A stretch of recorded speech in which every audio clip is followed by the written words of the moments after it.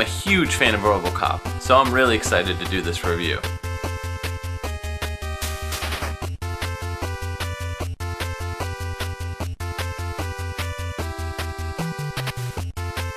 Same here. Hello? Is this some sort of dream, or am I in the middle of the Indian and the cupboard? It ain't the second one. Why aren't you just sitting there as a statue? Why aren't you reviewing the game?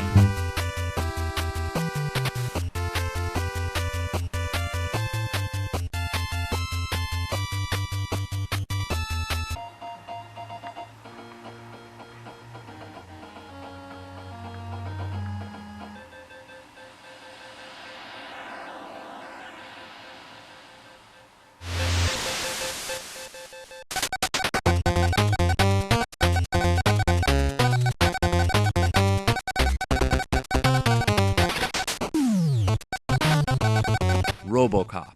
It's a movie about corporate America, capitalism, greed, poverty, and the evil natures of man.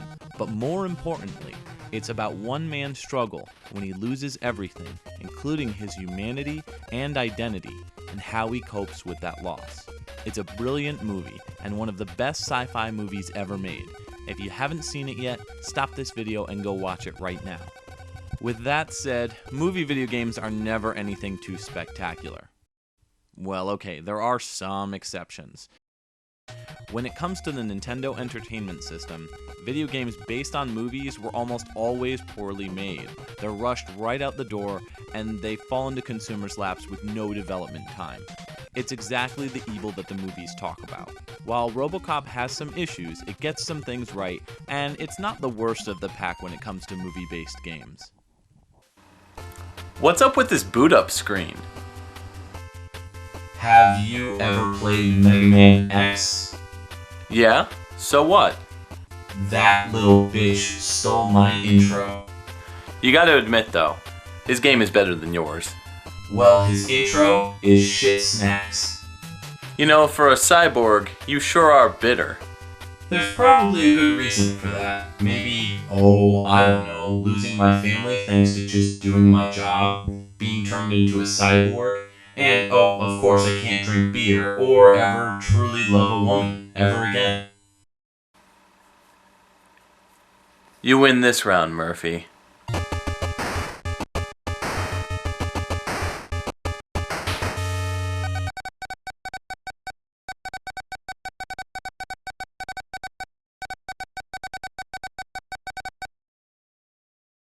The game begins with Robocop walking the streets. His enemies range from purple karate masters, vicious dogs, bikers, and teenagers who are all identical looking. Seriously, couldn't they get some palette swapping on these guys? As the level goes on, these basic enemies require more hits to take down, but there's no challenge to defeating them. It's all about memorizing when they pop out. Though the regular enemies are fairly easy to take out, the bosses can be a little bit more difficult. The first level's boss relies on having a steady rhythm with a punch. Get the rhythm down and he's done. Bullets are a waste. It doesn't even look like he's speaking words. The second level requires some patience, as it retells the scene where Robocop takes out the corrupt mayor who lost his job. He's holding the new mayor hostage.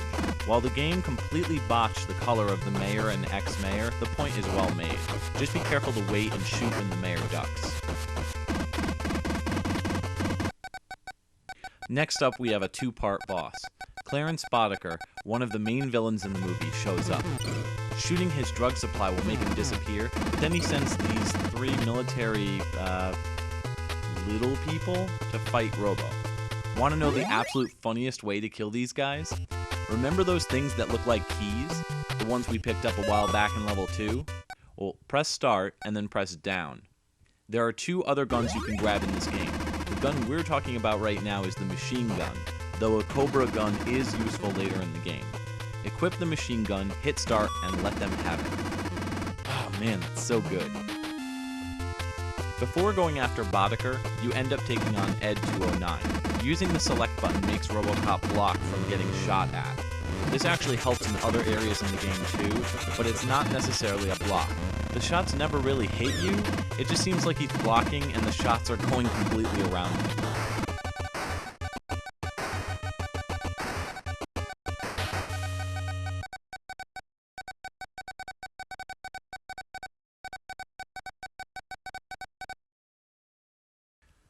Clarence gets away, heading into the factory where Alex Murphy met his untimely end. Once the crane is taken out, Clarence Boddicker goes down pretty easy. In between stages, there are some short minigames involving firing ranges. Get more than a certain amount and you'll get an extra life. These short interludes freshen up the pace a little bit, but aren't more satisfying than the main game.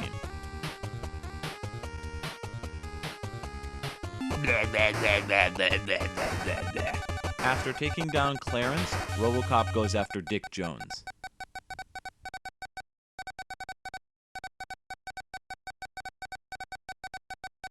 I work for Dick Jones! Dick Jones! You should work on your acting instead. Go eat some baby food or something. Despite not actually fighting Dick Jones in the game, Robocop faces off against Ed 209 one last time. This is where the Cobra gun comes in handy. With a little patience, Robocop defeats Ed 209 and saves the old man.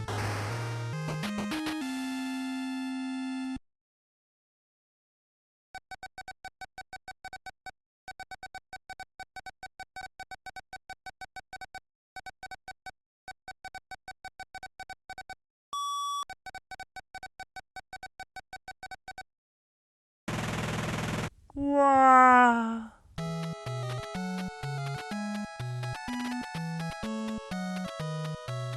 A lot of people complain about lack of jumping in this game. I always thought that this was such a dumb request from gamers.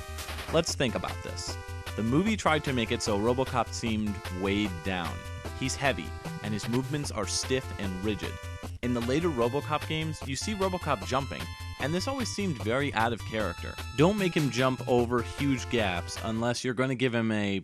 well, never mind. Climbing the stairs and using the escalators in this game can also be really frustrating. You have to be dead center when trying to climb or go down the stairs. Otherwise, Robocop will just stand there twiddling his robo-thumbs. Despite this, the game allows him the ability to moonwalk, which is clearly how he should always walk. Ow! The escalators are so annoying to use. Once you go up, it's fine, but when going down, forget it, the level just passes by. Even if you go slow, it doesn't matter. You have to hold the direction you want to go in as well as the down button in order to use it properly. It just feels really clunky, and it'd be easier if the elevator stopped on each individual floor.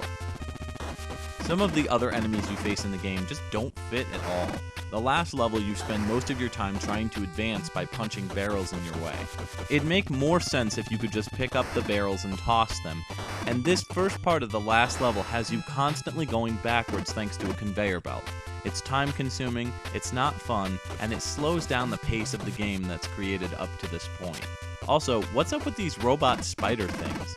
They look like mutant vacuum cleaners. Some of them are slow as balls, but others will bum rush you. The game relies on 2 meters, time and power. The time gauge can be increased by kneeling down on the black power-up with the lightning bolt, and the power can be increased via the things that look like salt shakers. What's up with these game companies making items that look like salt shakers? I never seem to run out of energy, it's always time that I come up short with, and there are way more power pickups than time power-ups. Robocop isn't the worst game in the franchise's history, but it's certainly not the best. The character has seen his ups and downs in movies and games. This one isn't that bad. Robocop for the NES is worth picking up in the bargain bin, and should help you quench your thirst for a tolerable Robocop-based game. Go Robo! Everyone's always gotta use that line from the movie. I should have killed that guy when I had the chance. Oh, Robo. Ha!